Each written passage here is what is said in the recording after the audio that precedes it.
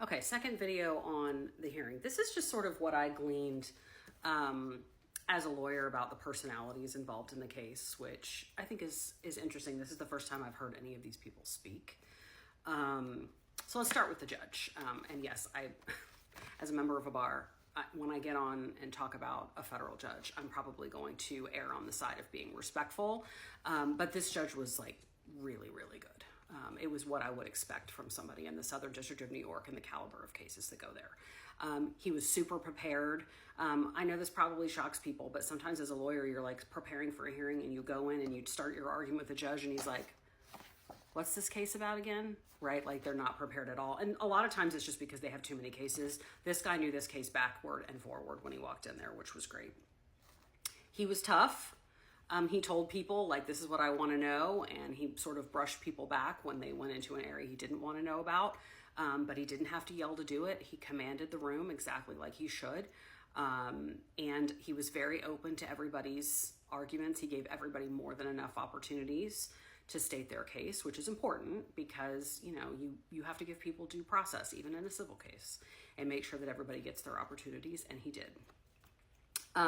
There was a funny moment with Brian Friedman where Brian Friedman was sort of doing his everybody leaks documents. In this case, it's not just us.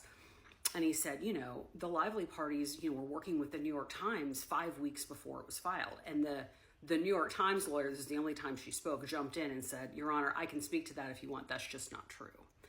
And the judge said, and I felt so validated, the judge said, nothing has been proven. There are only allegations. What you meant to say, Mr. Friedman, was it has been alleged that the New York Times was working with these people for 5 weeks before it was. And Friedman kind of went, yeah, you're right, Your Honor. And then the judge did something that judges tend to do when a lawyer is grandstanding a little bit. And, you know, this is Friedman's style. He was much more deferential in this hearing and professional than he is on TV, for sure.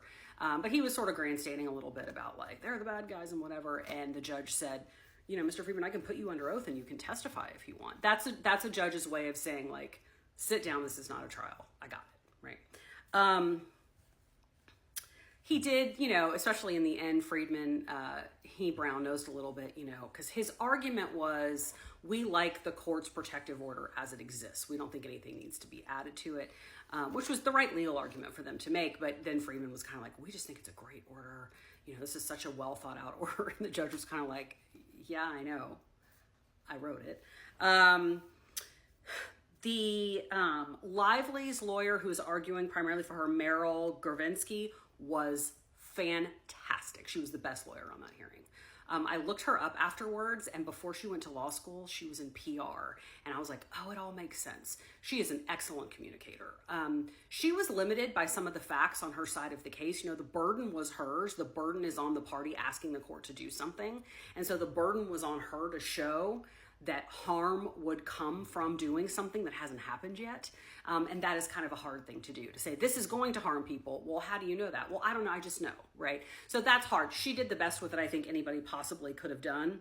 And she's also limited by the fact that most of the time in cases like this, where one party wants information to be kept private, the other parties do too. And so it's kind of unusual that even though there's high profile people on both sides of the case, one side of the case is like, we don't fucking care, tell everybody everything. And that puts her on an island a little bit. But again, I thought she did the best that anybody could do under the circumstances. She was very, very good. One of the arguments that she tried to make didn't really work. And that is, she tried to make the argument. So typically when there's a protective order or any kind of court order, and someone doesn't follow it, you can pull them in and you can sanction them, right? And usually sanctions look like money, right? You're gonna have to pay the other side's attorney's fees. You're gonna have to pay the court this amount of money. In extreme cases, it can be jail, but it probably wouldn't be in this case. And she tried to make the argument that sanctions in this case will not work as a deterrent for the Wayfarer parties to give stuff to the public because, number one, they're backed by Steve Sarowitz, who said he's going to spend $100 million on this case, so money doesn't mean anything to them. And number two, they just don't care. And the judge kind of said, I'm not going there. He said, I'm going to presume that everyone on this call is going to follow my orders.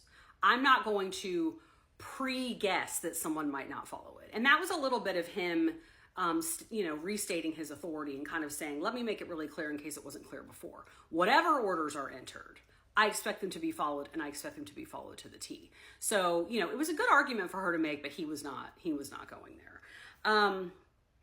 I will tell you one thing that was an absolute pet peeve of mine. Lawyers can tell me whether they feel this way too. When they did their appearances, everyone went around and said, Your Honor, my name is so-and-so, whatever. Sigrid McCauley, who is a lawyer for Boies Schiller in Fort Lauderdale, who represents Leslie Sloan, does this thing where instead of saying Your Honor when she's addressing the judge, she says Judge. I hate that. It's like calling someone the job that they do. Like, hey, driver. I can't stand it. I feel like it's not very professional, and I expected more from her, frankly, but apparently that's just her style. Her arguments were good, and she was a good presenter. That's just a peccadillo of mine that I do not like when lawyers call the judge. You call a judge Your Honor. That's the thing that he is. You're saying, Your Honor, I'd like to tell you this. You don't call them by their title. So I didn't particularly care for that. So now I've got a little bit of a bug in my butt about her. But she made the best argument she possibly could, and I think she did a pretty good job representing her client. What I took away from it was, number one, the judge has full control over this. He knows everything that is going on. He is well aware of all the stories. He is well aware of what's happening on social media. Lively's lawyers were like, there's an insatiable appetite for information about this case. And the judge was like, yeah, so. He really is looking at this as, a couple of times people tried to bring up, other cases, which is always a risk, right? If you bring up, well, this is just like this case, or this is just like this case. And you're trying to show the judge precedent to say what I'm asking you to do is not unprecedented. But if it is too different from the case you're in, it can actually work against you.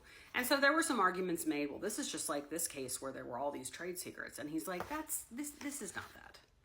This is not, and Freeman did a pretty good job, I thought, of arguing, on the trade secrets issue. Like, this is not, Apple versus Microsoft we're talking about here.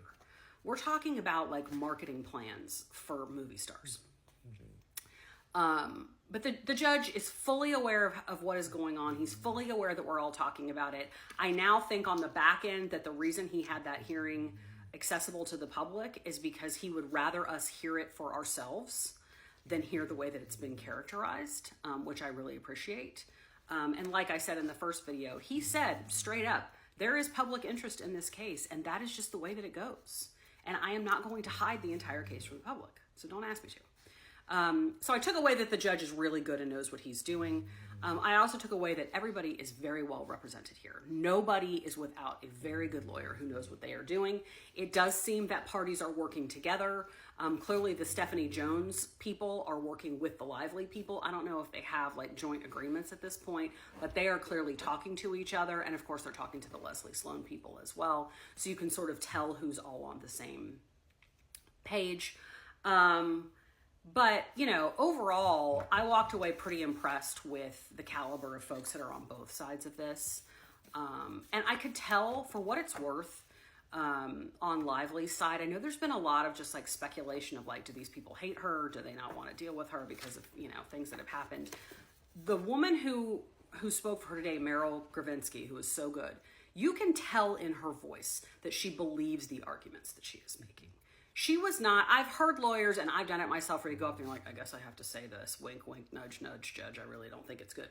That was not what she was doing. So I can't speak for the whole team, but she really seemed like she fully believed in what she was arguing on her client's behalf.